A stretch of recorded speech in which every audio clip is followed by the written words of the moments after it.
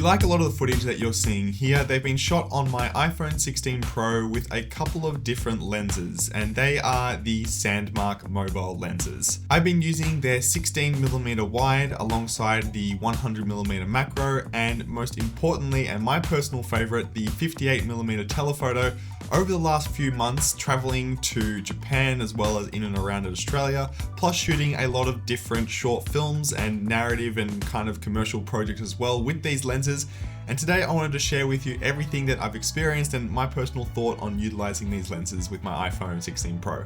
Now, I do want to preface this review by saying that I've used these lenses specifically for cinematography and videography, including this very frame that you're seeing here. I'm shooting on the Sandamarc 58mm telephoto lens and the iPhone behind it in the Blackmagic camera app. Now, the specs for each of the lenses I'll leave on screen here. The most important thing to note is that the rear mount actual mechanism on these lenses is a 17mm thread mount, which means that it's really easy to actually put these on different accessories. So for example, I've got a few freewell accessories, and these lenses, including their case and their cage, actually mount directly onto that. So it's a universal lens mount that goes onto there, which is actually really good because, for example, Moments lenses, which I've also got that I want to review in the future, have a proprietary mounting mechanism, which is like really annoying. 80% of my shots that I've used with these three lenses have come from the telephoto lens. It's the lens I'm using right now for this A-roll shot. And around about 19% of the other shots I've been using on the wide lens, and maybe 1% on the macro. I find the macro really cool, but just the use case I have for it is quite small. Now, when it comes to attaching these lenses, I only attach the lenses to the main sensor of the iPhone, which is the bottom sensor out of the three lenses there, the main wide lens. And that's because you're essentially getting different focal lengths using the best sensor that is coming out of the iPhone 16. And that also means they're really great for using in low light too, because you get the best sensor and you can also use them and change the focal lengths in low light. Now, one thing that I love the most is adding that telephoto lens. You get this added depth and parallax, as well as some really great bokeh and depth separation as well. It kind of is more classified, I'd say, as like a general blur, is like the bokeh look that you do get out of this. But if you have your subject like how I am now, or you know, whatever you might have in the foreground and background when you are shooting and you're going out and about, you can get some really great depth separation and some natural, really good bokeh when you are using the telephoto lens. I would say that the look and character that you get out of these lenses isn't necessarily pushed in any way. They're quite clear and sharp, and it enables you to do plenty in post if you did want to add any character to it. But don't expect this to be like a vintage lens that you're adding on top of an iPhone. I think it has a nice balance of, you know, not over sharpening the image and not making it too clinical, but it isn't really providing like a characteristic to these lenses at all. But when you do get it right in terms of focusing on the subject in the center of the frame, the sharpness is really good. Now, in terms of the actual optical quality of the lenses themselves, I'm not going to do a scientific test at all, but this is just my personal opinion. I find that all of those weird lens flares and baubles are pretty much like 95% gone that you get with the actual iPhone main sensor itself, which is fantastic. I don't really love those baubles flying everywhere, so it's really good.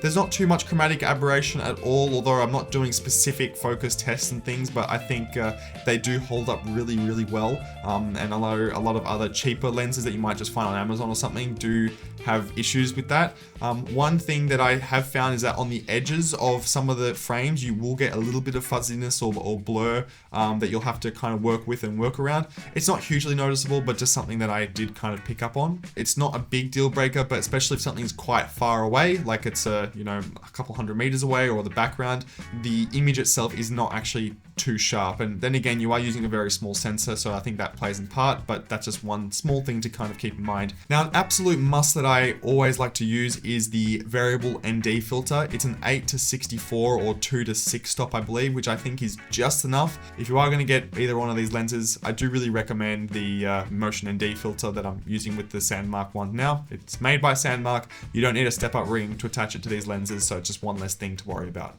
Okay, so that's pretty much everything that I've loved about these lenses, but I do want to mention a couple of issues that I have with the lenses themselves. It's not necessarily all to do with the lenses themselves, but it's just some of the things that I find it when working it with the iPhone. I use the Blackmagic camera app, and one of the most annoying things when I have attached these lenses on is that when I am focusing sometimes, I think because the actual app itself or the camera doesn't know that there is an attached lens on top of the camera, I haven't really captured it as a screen recording, but essentially it'll hunt focus forever and never actually settle on something.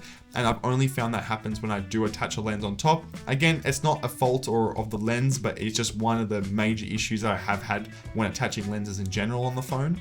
Now, another thing is that the 17mm screw filter, although I gave it, big praise for being universal, it is a screw-on filter, which means you have to screw it quite a few times until it actually attaches onto the lens, which sounds stupid to complain, but when you are out and about and you have to screw tons and tons of times, it can get it can slow down that process versus like the traditional locking mechanism that you might get on a cinema lens. The lens can take a little bit of time to actually screw on when you are using the phone. So in terms of my recommendations, if you are looking to pick up one of these lenses, I think the 58mm telephoto is the one to go with as the main priority, alongside the Motion VND Filter 2. I think it's a great combination. After that, the 16mm wide is another great option as well too, but those two lenses I think are the ones to grab. The macro lens, I can't really recommend for video just because I haven't used it that much, and the focus distance or the range of focus is so small. So yeah, that's pretty much about it. Once again, if you did want to have your footage graded and looking like what you've been seeing with all of these clips here,